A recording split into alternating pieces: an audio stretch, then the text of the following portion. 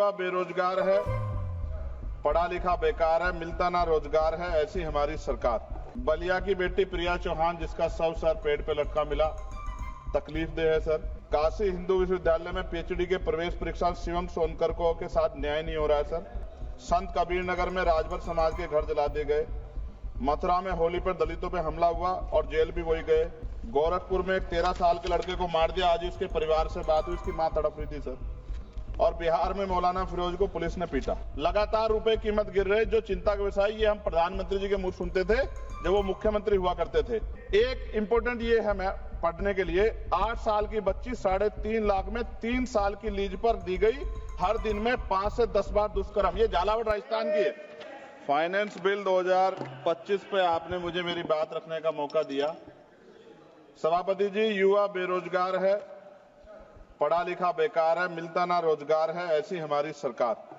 Sir, मैं अपनी बात को शुरू करते हुए, मेरे मन में कुछ पीड़ाएं हैं, वो आपके सामने क्योंकि चेयर से ही कह सकते हैं सर। बलिया की बेटी प्रिया चौहान जिसका शव सर पेड़ पे लटका मिला, तकलीफ दे है सर। काशी हिंदू विश्वविद्यालय में पीएचडी के प्रवेश परीक्षा शिवम सोनकर को के साथ न्याय नहीं हो रहा है सर। वो प्रवेश परीक्षा के लिए आंदोलन कर रहा है। संत कबीर नगर में राजभर समाज के घर जला दिए गए। मथुरा में होली पर दलितों पे हमला हुआ और जेल भी वही गए। गोरखपुर में एक 13 साल के लड़के को मार दिया, आज उसके परिवार से बात हुई, उसकी मां तड़प रही थी सर। और बिहार में मौलाना फिरोज को पुलिस ने पीटा। अब मैं सर अब बजट पे आता हूं। निजीकरण से आरक्षित वर्गों के लिए नौकरी के अवसर कम हो रहे हैं सर। सरकार बताए कि राष्ट्रीय संपत्ति को बेचकर पूंजीपतियों को फायदा पहुंचाने की नीति कब बदलेगी।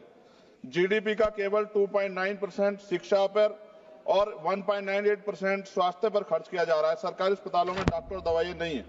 शिक्षा और स्वास्थ्य बजट पर जीडीपी का कम से कम 6% पैसा खर्च किया जाए। जो गवर्नमेंट अमेंडमेंट नंबर 144 है, उसमें आपने रिटायर्ड कर्मचारी अधिकारियों की पेंशन को कम करने का प्रावधान किया है। मेरा सरकार से आग्रह, इस अमेंडमेंट को वापस लेकर पुनः पेंशन की पुरानी प्रक्रिया बहाल की जाए। सीएमआई की 2024 की रिपोर्ट के अनुसार भारत में बेरोजगारी दर 8% से अधिक बनी हुई है। युवाओं के लिए नए रोजगार सृजन कोई ठोस नीति बजट में नहीं थी। केंद्रीय बजट 2025 मनरेगा तथा आवंटन 86,000 करोड़ रुपए पर अपरिवर्तित कार्यक्रम 9,754 करोड़ रुपए के घाटे पर चलने के बावजूद 2025-26 के बजट में धन आवंटन में कोई बढ़ोतरी नहीं की गई, जबकि मनरेगा ग्रामीण रोजगार में महत्वपूर्ण भूमिका निभाता है। लगातार रुपए कीमत गिर रहे, जो चिंता का विषय, ये हम प्रधानमंत्री जी के मुंह सुनते थे जब वो मुख्यमंत्री हुआ करते थे। प्राय देखने में आता है किसान अपने ऋण के कारण आत्महत्या कर रहे हैं और सरकार उनके ऋण माफ नहीं कर रही, जबकि दूसरे बड़े उद्योगपति और कंपनियों का ऋण माफ किया जा रहा है। यह निंदनीय है। सरकार को किसानों की ओर ध्यान देना चाहिए, उनका ऋण माफ करना चाहिए। कृषि उपकरणों पर 100% जीएसटी की छूट दी जानी चाहिए। भारतीय शेयर बाजार पिछले कुछ समय से लगातार घाटे में जा रहा है। भारतीय निवेशकों का पैसा डूब चुका है, जबकि विदेशी निवेश लगातार भारतीय शेयर बाजार से पैसे निकाल रहे हैं। सरकार को इस ओर भी ध्यान देना चाहिए।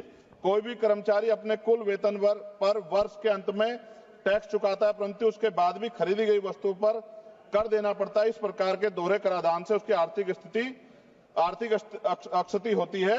ये गलत है सर। जब कोई आम आदमी कोई वाहन खरीदता है तो उसे जीएसटी सहित कई तरह के कर चुकाने पड़ते हैं, लेकिन जब वह उस वाहन को सड़क पर ले जाता है तो पुनः कर देना पड़ता है, जिससे आम आदमी की जेब पर सीधा असर पड़ता है।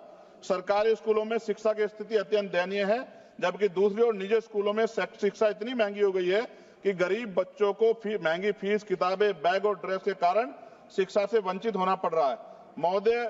महोदया, निजी स्कूलों की कालाबाजारी बंद होनी चाहिए और शिक्षा इतनी सस्ती होनी चाहिए कि हर व्यक्ति तक पहुंच सके, और प्राइवेट स्कूलों पे कैप हो कि वो ज्यादा फीस न ले सकें। साथ साथ उत्तर प्रदेश में, जी खत्म करूंगा, उत्तर प्रदेश और अन्य राज्यों में मानव तस्करी, आप तो सभापति जी खुद महिला है, ये मामला आप गंभीरता से सुनना, मेरी ये बहुत बड़ी चिंता है।